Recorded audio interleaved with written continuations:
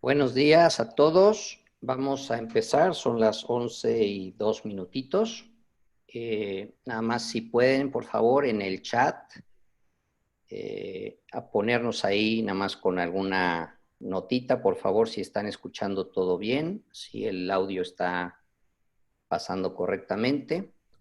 Y les pedimos, como siempre, si nos hacen favor de mantener sus micrófonos apagados.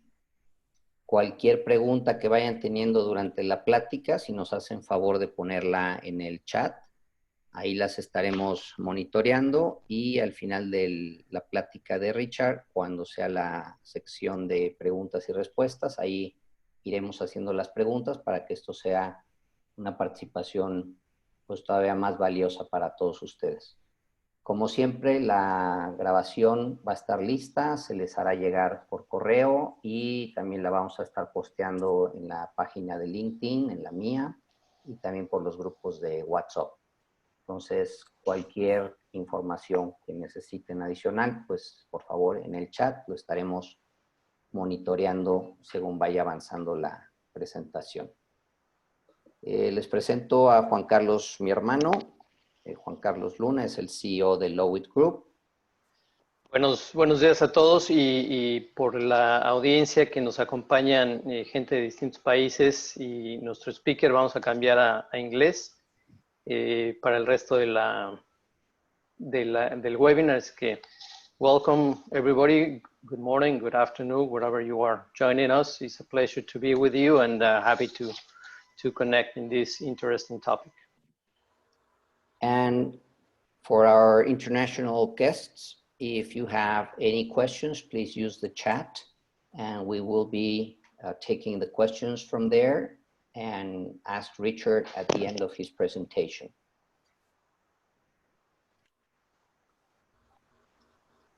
Juan, for international speakers and guests, if you can explain a little bit what Lawit is. Yeah, sure. And everybody, just to welcome you, Lawit is the innovation and technology arm of the law firm Logistic.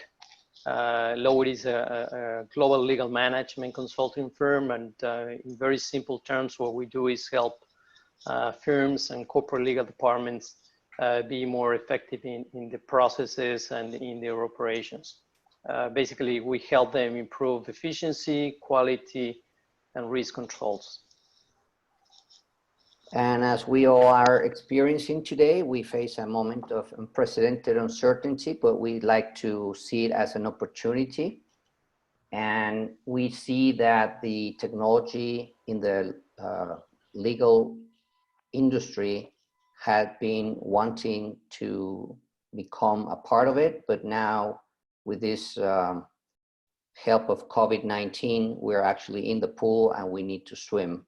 So I think these webinars are actually helping to get to this opportunity in a much better way. So we started last month implementing this project that we call Lawit Aid, which is a series of webinars with very high and interesting content that is both practical and timely for this situation or circumstances that we're going through. The main purpose is to organize very concrete topics with high level speakers, recognized both nationally and internationally, and ask them to share their insights and what they feel and what they think is changing in different aspects. One could be, we divide it in three aspects. The first one is the legal technical aspects. The other one is the kind of the trends of what's going on with the legal industry as a whole in the, let's say, international arena, how it's affecting everything that we do. And the other one, which is the third piece that we always include as part of these webinars, is the kind of the wellness programs that we sometimes include in these webinars. And today's chat is going to be strategy for lawyers, law firms, and in-house legal departments. And it is important to hear from Richard what in his opinion, needs to stay analog and what should be digital. And without even preceding his fame, Richard has worked in the legal sector for about 20 years now. And most importantly, he's the founder of Artificial Lawyer, which is the leading news and information platform for legal technology. He's also the founder of TROMANS Consulting, which advises businesses in the legal sector on business strategy and innovation. He's a strong believer in the power of legal technology to improve the lives of lawyers and their clients. And today he's joining us from the UK, and he has been in captivity for the last month at least. So he will be happy to talk to us about everything that is relevant today. So this is Richard. I will stop sharing my screen so you can see him full screen on his video. So here we go.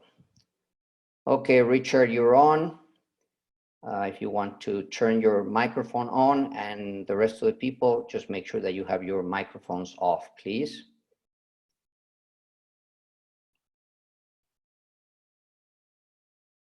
Okay.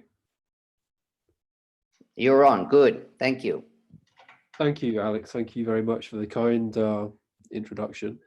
So I thought I would talk for a short while and then take some questions from the team and then take some questions from the audience, because it'd be great to hear your questions. So if you do have a question, while I'm doing this initial part of the talk, if you could send over your questions to the team, that'd be fantastic. Thank you. So I thought the way I would do this is kind of start off with a story, really, which is how I got into all of this. So as mentioned, I've been in the legal market for about 20 years, the last decade as a consultant. And it was about 2016, the spring of 2016. So, I mean, that seems like a lifetime ago now, particularly in terms of legal technology. And I had read something in a newspaper about this AI company that was working in the legal sector. And that was fascinating. And I thought, what on earth is this all about? So I went over to the office of this little startup, which was in the kind of very trendy area of London called Shoreditch. Those of you who know London have probably been there. And I said, well, show me the system. And obviously it's just software. At the end of the day, it's just software that reads text, just like autocorrect, but a bit more fancy. So let's not get too carried away. But anyway, it was very impressive. What this piece of software did is it read a load of lease documents. The leases were about 40 pages each, and I think it read about 200 of them. And what it did is it extracted key terms, the kind of work that a junior lawyer would do. If you're a partner in a law firm, you might say, hey, take these leases. We have a big property investor. They want to review all of the leases they currently own. And I want you to pull out all of these key pieces of information. Here are the key clauses. These are the things I want you to find. And you'd say bye-bye to the junior associate on a Friday. And the poor guy or girl would have to work, all the way through the weekend. And you'd come back on Monday and say, right, what did you find? And they would have done the work for you. At least that's what would happen in a law firm in London anyway. This machine, this piece of software, it zipped through those documents and I actually remember saying to the guy who was showing me, because he told me how many pages and how much data it was examining. And I thought, well, I said to him, shall I go out to Starbucks and get a coffee and come back? Because obviously this is going to take ages. And he said, and basically by the time I'd kind of finished the sentence, he said, we're done.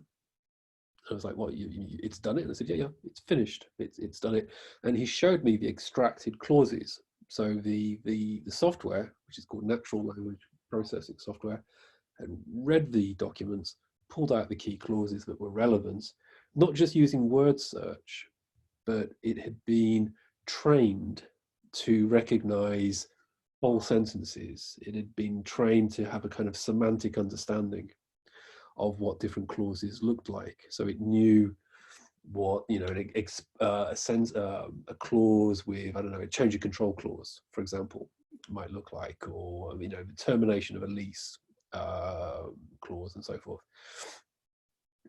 I remember seeing that, and just a light came on in my brain, and I just thought, this is actually going to have an impact. This is technology that is not just your good old-fashioned legal tech. It's not just like some kind of document storage system. It's not just some means of maybe helping to create a template contract, document automation by another name.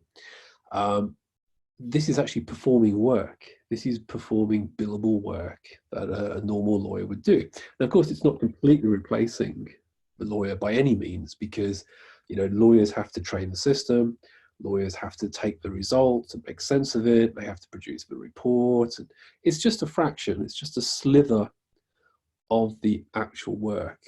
But immediately I could see that for the first time in the 20 years that I'd been in the legal market, I could see the technology was actually doing something quite interesting. It was involved in the production of legal work. And for me, that just changed everything. And so I pretty much dropped what I was doing. I went home and I wrote a blog post on LinkedIn. And the first line was, "I have seen the future in a warehouse in Shoreditch," which was that area in London I was mentioning. And it just got thousands and thousands of hits on LinkedIn. Thousands of people read it, and I thought, wow, surprising. Because normally you get, like, you know, 5 people, and my mum, you know, would read the things that I wrote. And suddenly, like, bang, huge interest. I thought, something really is going on here.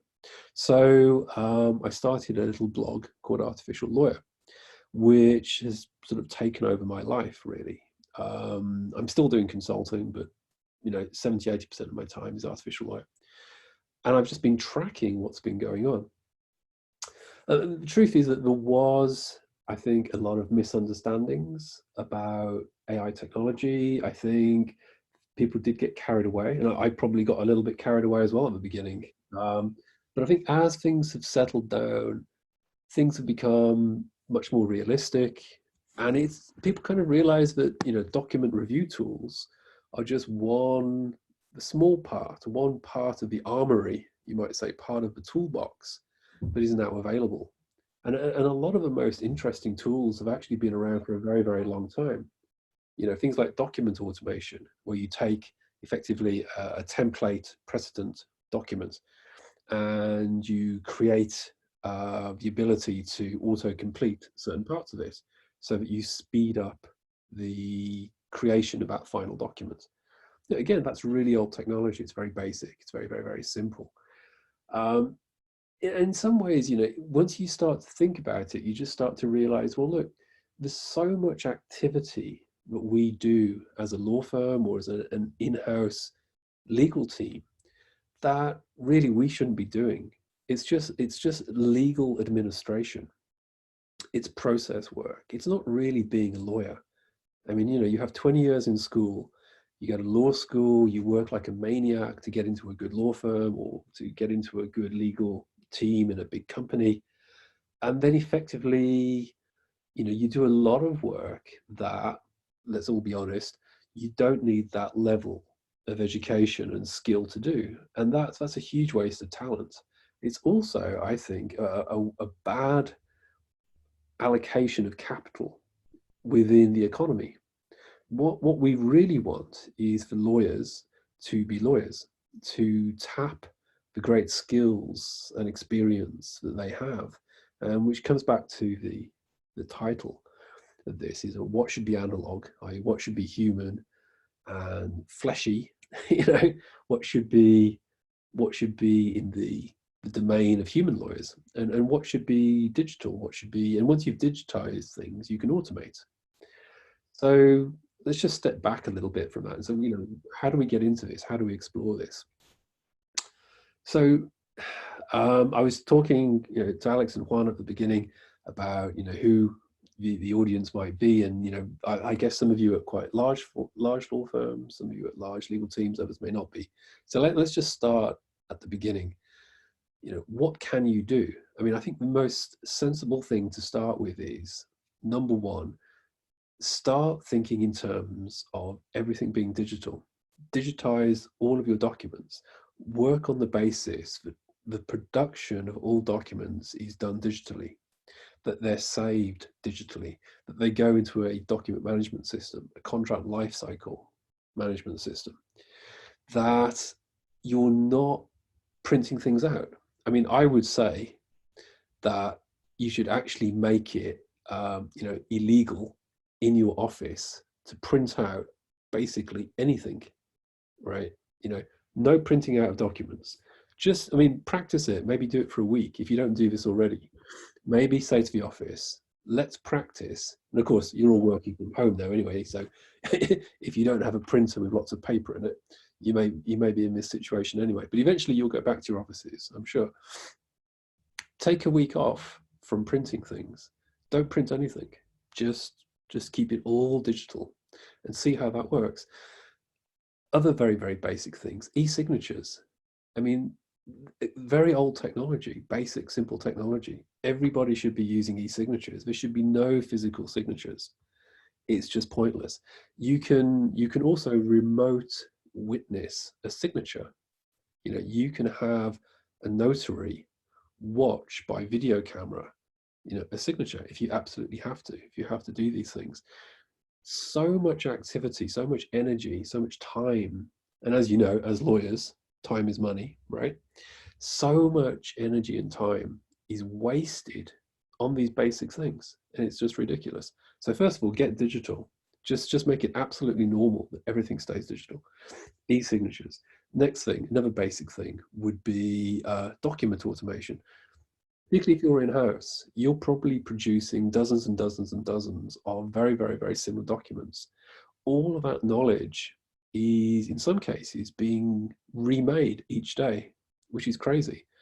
Build templates, create clause libraries, develop standard clauses that are suitable for your business.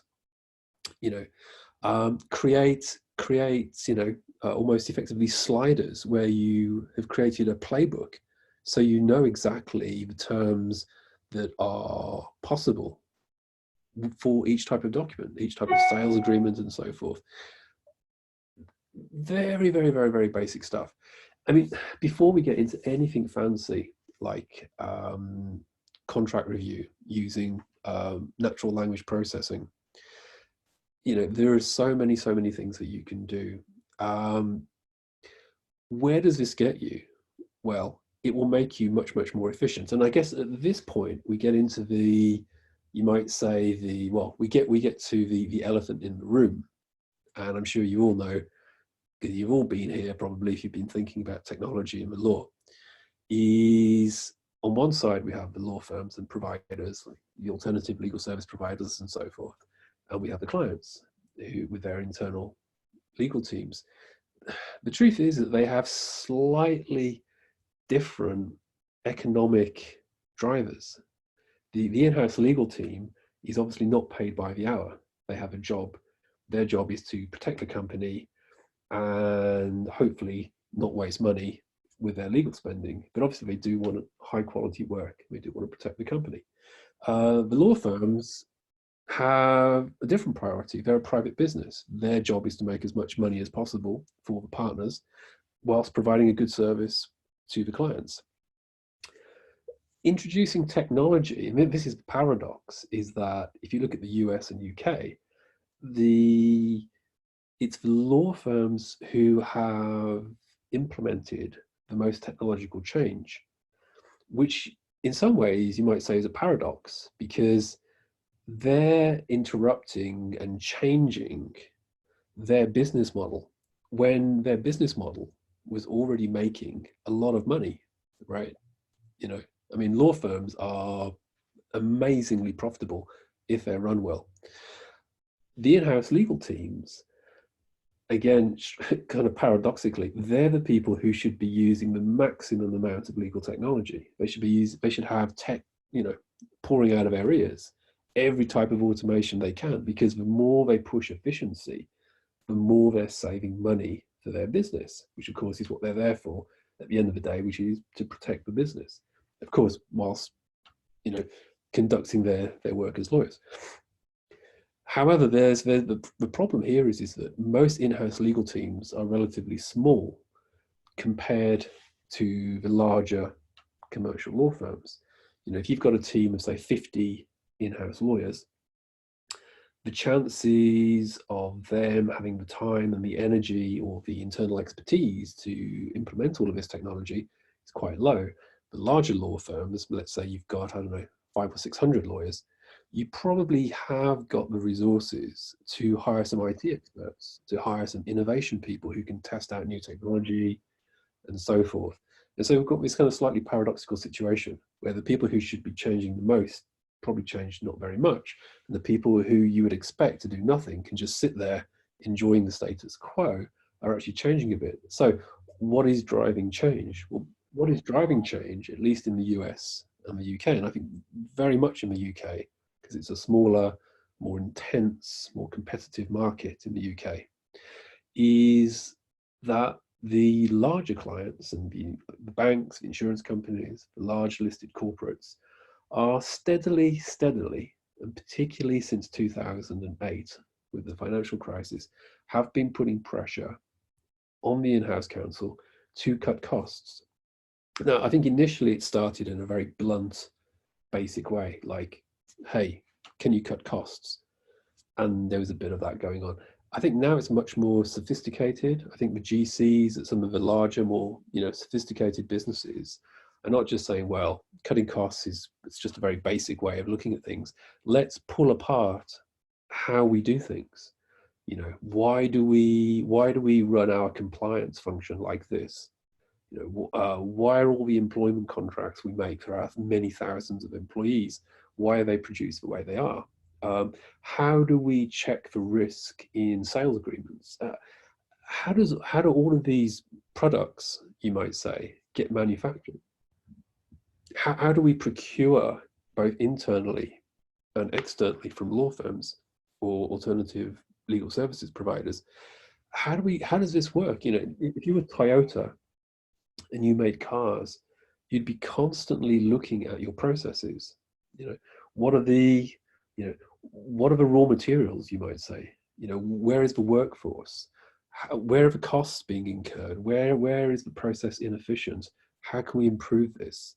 How can we make good or better quality outputs for a lower cost? That's from the client side. And then they go and talk to the law firm and they say, look, we like you. In fact, half of us used to work for you, before we joined this large corporation. So, we're all friends, but we're going to cut costs because, we're under pressure and everybody is cutting costs. So we're going to cut costs too, but we want to do it in an intelligent way. We're not just going to say, you're 20% cheaper now. Let's think about the process. So you sit down with the law firm or law firms and you say, right, what are you going to do for us? How are you going to keep giving the high quality advice, which frankly, we're not going to put any cost pressure on you. But what about all the business as usual work? Could you have a quick look at this contract and make sure it's okay? Work that should probably take a few minutes using a bit of technology, but could easily spiral into a very expensive process if done unsupported. How do we deal with this BAU, business as usual work? Can you help us there? When we have a very, very large project, let's say we're doing an M&A deal and we have to review 20, 30,000 contracts. This is a huge amount of work and it becomes very, very expensive, even if you're using junior lawyers. Are you using technology to help us there? Can you explain your processes? Do you have a strategy to help us? And I don't want press releases that you've signed a license with some AI company. That doesn't impress me. I want to see real use cases. I want you to be able to show me how you're really going to help me. And the truth is that in the long term, if the law firms do this, they will build better relationships with the clients. And overall, your revenue should go up. There's no reason why a law firm being smart about this won't end up on top, becoming more successful. The biggest risk is that you sit there, you hope that your rivals won't change, and let the clients become more and more and more frustrated that nothing is changing. And then one day you wake up and you realize you've lost one of your best clients and they're not coming back anytime soon. And that's really pretty much what happened in the US in some parts, and certainly in the UK.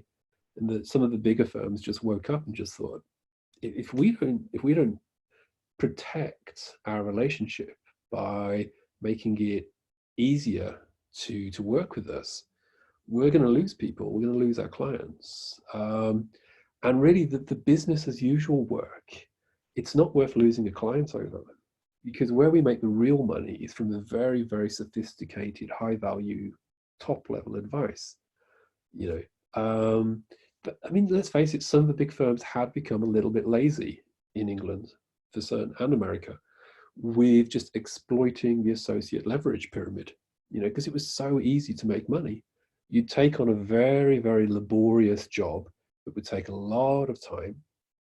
You would use very, very little technology to support the process. It would take days and days and days and days. And because the client knew there was no alternative, because there was no alternative, you just had to do everything manually, everything by hand. You had to read those 200 documents by hand, every single word. You couldn't use any technology to help you speed that process. And a gigantic bill came back and hit the client, and the client wasn't very happy about it, but they were stuck. That's changed now. There is technology that can help you change those things. And that's just one aspect. And it's part of a much, much broader picture about digitizing the unnecessary work, the process work, the work that you really shouldn't be doing in the first place, really. And making lawyers be lawyers again. I mean, that's, I'm going to stop there and get some questions from the team. But I mean, fundamentally, my message is, the world is changing.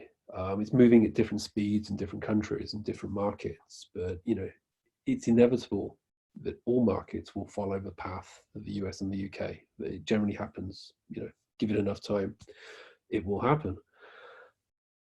I think now is a good time to change, to start looking ahead, because if you don't, you will get overtaken. And this isn't frightening. It shouldn't be frightening. It's not about replacing lawyers with technology. In fact, it's the exact opposite. In fact, and a funny thing, artificial lawyer is kind of an oxymoron, because really, if you're a lawyer, you're definitely human. And if it can be automated, well, then it's basically just a piece of software. And that's what I'm trying to get across, really, is that inside your business, there's a lot of stuff that can be digitized. And then once it's digitized, some of it can be automated, and you should do that. The really valuable work, the reason why people really value lawyers is because you're humans, and you think and you feel and you understand people. And you have that amazing capacity to manage and be very real about the issues and control the matter, fight the corner for the client. That's never, ever going to go away. In fact, potentially, if we could reduce the cost of a lot of this basic BAU process work, we could actually widen access to justice. I mean, for example, in the UK, this is my last point, 70% of small companies in the UK never use a lawyer, even when they have a legal problem, because they're terrified of the cost. Now, if you were a small firm or a medium-sized firm, and you could use technology to enable you to take on more of that work because it reduced your own costs, you could actually generate additional business. So Well, I'll leave it there, and I'll turn it over to the questions, because I'd really like to hear from you guys. Richard, we have a few questions just to get started, but let me begin with one that frames a little bit of what you were mentioning.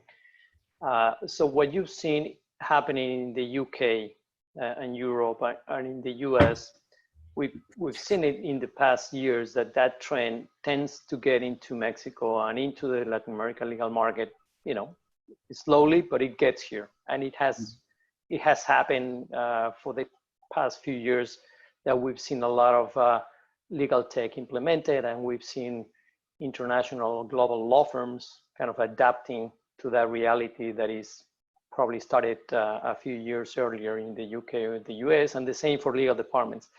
How do you see on a global scale that sensibility of the trends that are happening in other countries, in other regions? How do you see them impacting regions like ours in Latin America? Yeah, it is moving at different speeds in every country. China, surprisingly, has been quite rapid to embrace this kind of new wave of legal technology. It's kind of hard to understand what's real and what's just press releases. We do a lot of publicity about how advanced the market is there, but there are some interesting things happening there. Curiously, Japan is very, very conservative and very far behind the rest of the world with legal technology. I took part in the very, very first legal tech hackathon about a year ago in Japan, and it was really fascinating. But it was like being in the UK 10 years ago, 20 years ago. So it was very, very early there. In the US, outside of the US, but you know, in Central and South America, I'm in Brazil. I was in Brazil a couple of years ago. Brazil's got an incredible legal tech scene. It's just literally dozens and dozens of companies starting up. And I think part of that, of course, is the language, because, you know, if you speak, you know, Brazilian Portuguese, it's probably, you know, not particularly useful, you know, to get your hands on a lot of the English and American tech, because it's all in English. You know, you probably prefer to have tech that's been developed locally, that's been developed with, you know, the way that the Brazilian legal process functions, etc. You know, which makes total sense. I mean, if you go to Belgium, which is a very, very small country, right? Belgium has got about 20 to 30 homegrown legal tech companies, which all operate in French and Flemish simultaneously, because, you know, that's what the locals need. So, you know, I think the legal tech market is incredibly rich and vibrant all over the world. I mean, even in Japan, there's a whole bunch of companies. I think the differentiator is how much the lawyers are actually using it. You know, it's very easy to create a small legal tech startup. The costs of creating a small software company are very, very low. I mean, people probably don't realize it, but, you know, for a few $1,000s, you could get a very, very basic legal tech software company up and running. A lot of the core software is free. You can just download it for free from GitHub, and then you adapt it yourself to the legal market. I mean, it's not expensive. The real challenge, I find, is adoption. You know, are law firms actually adopting it? And I don't mean signing a license deal and announcing to the world. I mean, really using it, really, really using it. And again, I mean, that varies so much. I mean, I'd probably say it's the US and UK who I think are showing the highest levels of real adoption. And it all boils down to client pressure. It really does. I wish it didn't, but it's true. I mean, where you see the most intense market pressure with in-house legal teams that have been told by the CFO, you really, really, really need to change. and the tools are available, then things start happening. Let me ask you another question from the audience. Mentioned is that in Mexico, many legal issues go through subjective processes due to different interpretations by the authorities on certain different legal situations. Do you consider this to be an excuse or an obstacle for legal process implementation and automatization? Yeah, well, no, yeah, absolutely. I mean, as I said, I mean, very clearly, the things that are very subjective, the things that are very human, things that are messy, the things that don't fit into logical structures, yeah, just keep it human. I mean, the goal here is not to try and replace the things that are messy. You know, let's leave that for another 10, 20 years. I mean, maybe one day we'll have technology if it's so incredible we can handle anything. But for now, let's just handle the basics. I mean, if you could just electronically file all of your documents to court and with all the other counterparties, if you could have effectively a digital space, which, you know, all of this stuff is all out there in the market. You have a digital space where all the parties can see all the documents. You're using natural language processing to effectively speed read all of the documents for you. And then, of course, you've got e-discovery technology as well, and a whole bunch of other systems to help speed all of that up. That would be a great first step. I mean, let's not get ahead of ourselves. I mean, just do the basics. You know, and of course it depends what you see as basic. I mean, the audience here I think is quite diverse. You know, we've got very, very large law firms and probably some small law firms. Each law firm's definition of what basic is may be different, but you know, I would say don't worry about the super complex stuff. Now, let me ask you something. In the Artificial Lawyer blog and in your website that I highly recommend everybody to take a look at it, you look at those new trends or new players that are transforming the business of law. If we take it to very, very practical terms, do you see this actual lockdown when it ends, whenever it ends, in a few weeks or whatever? Do you think that will be per se the rationale for the lawyer to change, or the law firm or the in-house legal department to transform into something different, or to adapt something that they had not implemented before? Yes and no, but I think the short answer is there's a lot of people who have been able to avoid dealing with a lot of digital technology. You know, they've got their computer and they send emails and they use, you know, LexisNexis and Westlaw or whatever it is for legal research, but that's pretty much the limit of it. They've stayed away from digital tools. They've stayed away even from things like e-signatures. They still print everything out, all of this kind of stuff. The remote working has forced people to become more digital.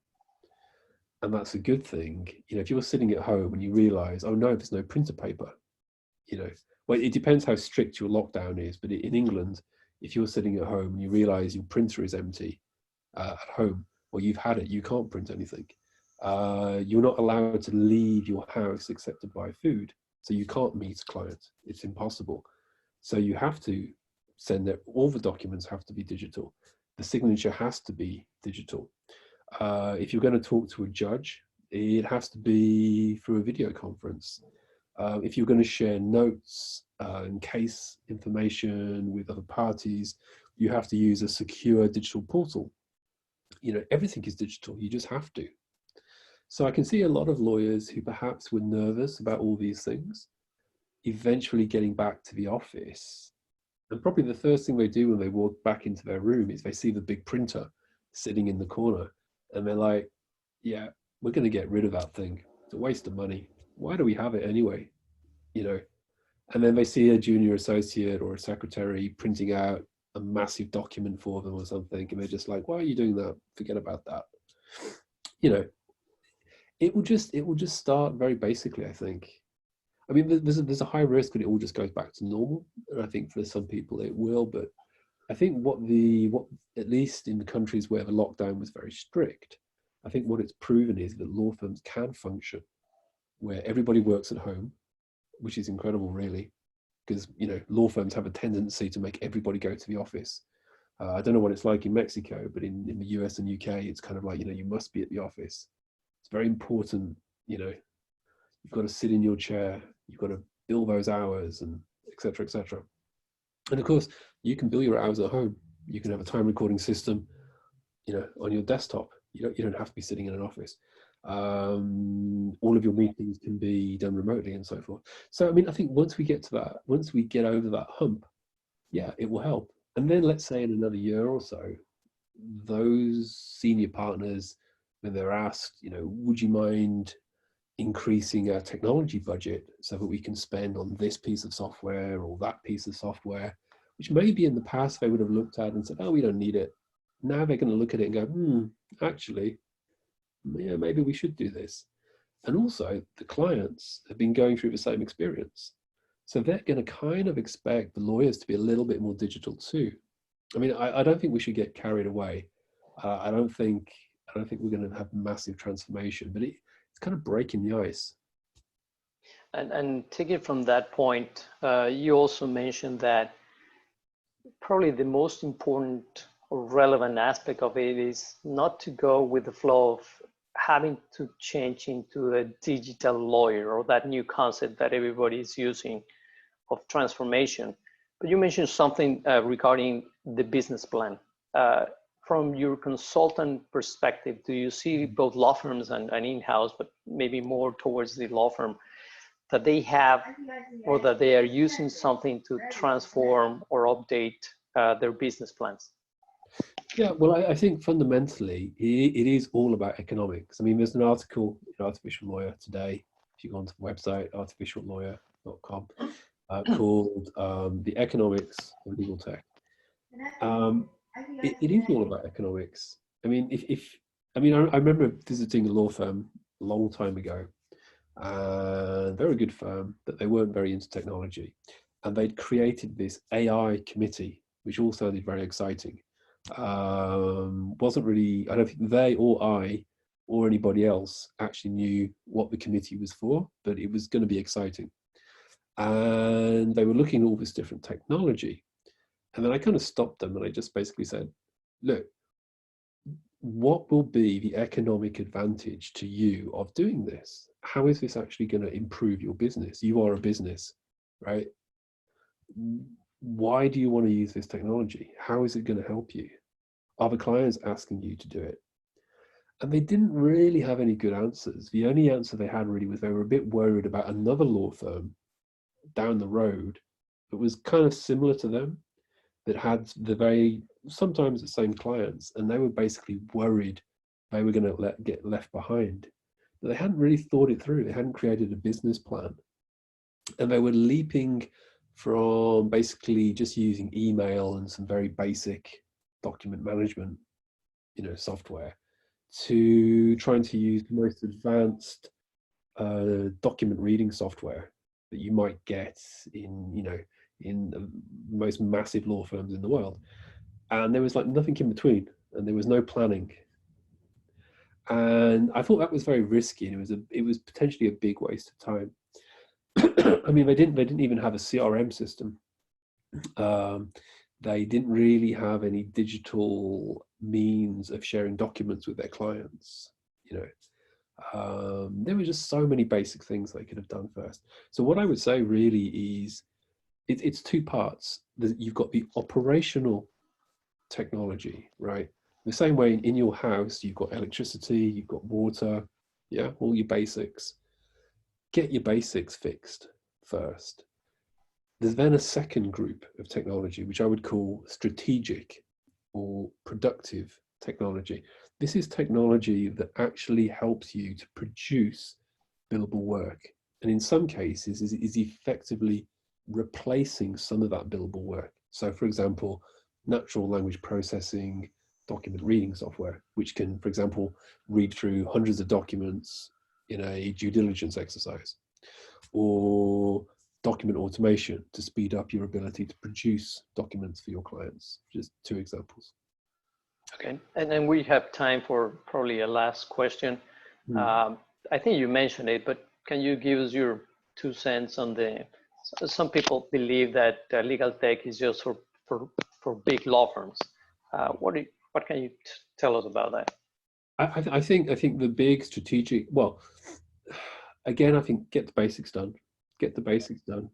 I think if you're a small law firm and you deal a lot with the SME and personal individual sector, then try to make your processes as simple as possible. Digitize so that you can work with your clients. You know, have if you don't already, have secure data rooms so a client can see where you are in a matter. They can see the documents and then they can e-sign them.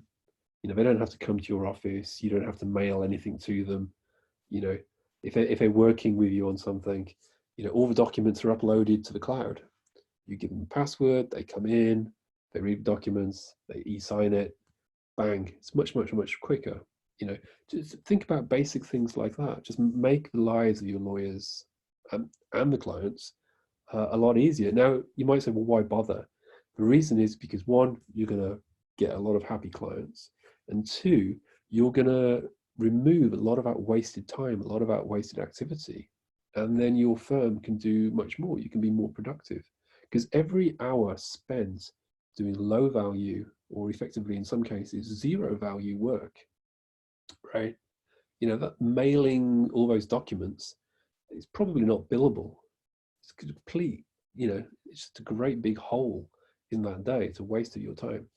If you can just digitize it and it takes 5 seconds, well, now you can get on and actually bill some time, actually do something more productive. So I would say focus on those things. Don't worry about fancy stuff. Not yet. All right, Richard, well, thank you very much. Before we change to our kind of last few slides to comment on some of the administrative matters, do you have any final thoughts or advice to, you know, the people that join us in this webinar, both from law firms and in-house legal departments? I would say look at your processes, know yourself. Take, maybe during this time when it's a little bit quieter, I mean, there's probably a little bit less work at the moment than there was before, take some time off and look at your processes. Look at how you make things. How do you produce documents? How do you communicate with clients? How do you store documents and contracts that you've made in the past? Where does that knowledge go? Think about all of those things. Try and price up, you know, the amount of time that you waste doing things, you know, that are very low value. How much time are you wasting? And to the in-house teams, I'd say the same thing. Just sit back and just go, what do we make for our internal client? You know, what are the contracts we make? What are the tasks we perform? What do we manufacture ourselves? And what do we procure? You know, some of it will always be different every week. This is something new, but let's face it, 50, 60% of it, it's the same stuff happening again and again and again. You know, model it, understand it, study it, and then go to your law firms and say, right, what can you do to improve this process? I want to see a reduction in price, but not just price. I want to see an improvement in process. And I want to be able to go back to my CFO or my CEO and say, look, we've really changed how the legal function works, and it's for the benefit of everyone. Okay, well, Richard, thank you so much. We appreciate your thoughts, advice, and insights. We'll be following you in Artificial Lawyer. We know that you have an online seminar coming soon. We wish you all the best, and also as you get out of this lockdown, that things get back to normal, if they ever get back to normal. And hopefully sooner than later, we'll have some good news or good trends or exercises of good practices in Mexico that we can share with you also for you to expand its coverage on a global basis. So thanks so much. We appreciate your candid acceptance of our invitation, and it's great to have you. Thank you. Thank you. Alex.